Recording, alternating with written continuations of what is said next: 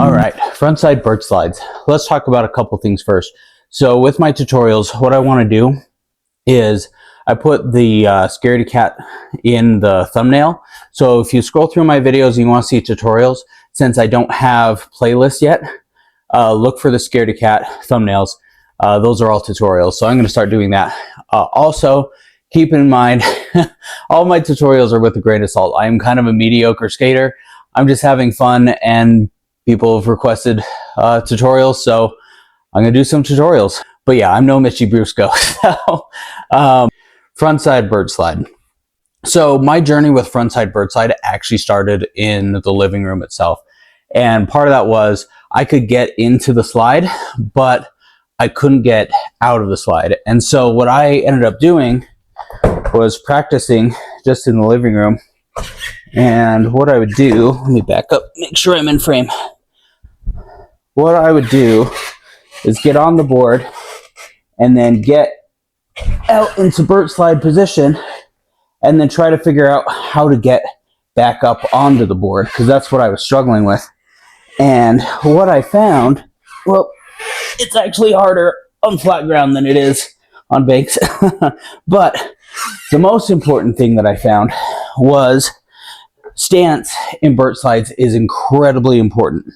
So with your stance on a bird slide, where you want your feet, your front foot needs to be on the bolts or a little bit in front of the bolts, and your back foot just in the pocket. And the other important part of stance is that this knee hangs out a little bit over the edge of the board here. That is what gets your weight back from that laid back position back on top of the board. And I'm going to show some slow motion videos later to demonstrate that.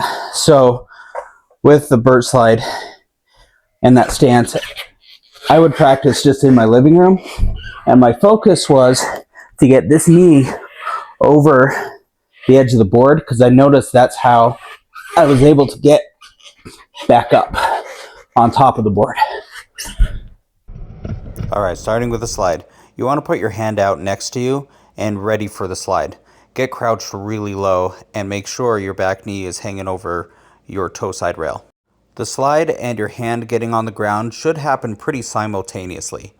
There's a couple ways to do that. Either hang your hand out and carve hard, and as you slide out, your weight will shift to your hand, or you can put your hand down and move your weight over so that you can kick your feet out. Either way works.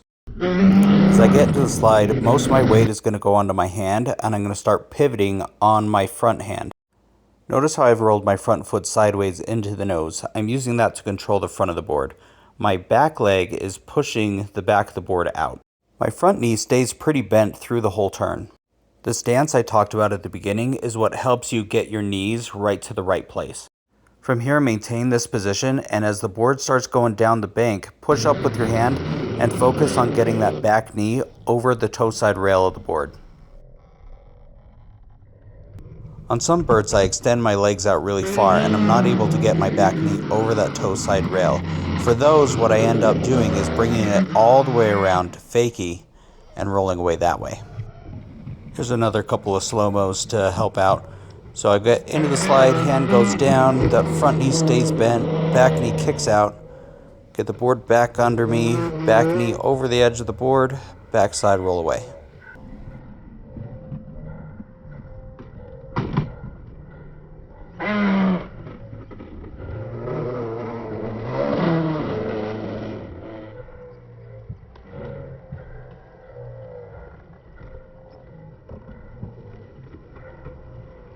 Some of the fun variations on bird slides I found is adding grabs into the bird slide. This is my tuck knee bird slide. And here I'm doing stalefish bird slide. And I know my butt's dragging on the ground, but I'm a 40-year-old mediocre skater. I'm just happy I got this far. Okay, when it comes to falls, and you're probably going to fall a lot when in the process of learning this trick, think about it kind of like a baseball player sliding into home plate. You get really low to the ground, get on that hip and on your arm, and don't be afraid to just fall backwards into the slide. And I'll also add, it's kind of important, wear an arm guard on your front hand elbow. And if you want to wear rip clips or some other hip padding, do that. I mean, I don't personally. My hips haven't ever really gotten hurt with this trick, but doesn't hurt if you're worried about it. Bertslides in general are a pretty safe trick. I haven't really gotten injured hip wise or arm wise. I've stretched out my shoulder a little bit. It took a day to heal. It wasn't even that bad. So in general, it's a pretty safe trick. Just remember to get low and slide out when you get to that point. But yeah, that's my tutorial on frontside Bertslides. Try it out. Let me know if you have questions. Keep shredding.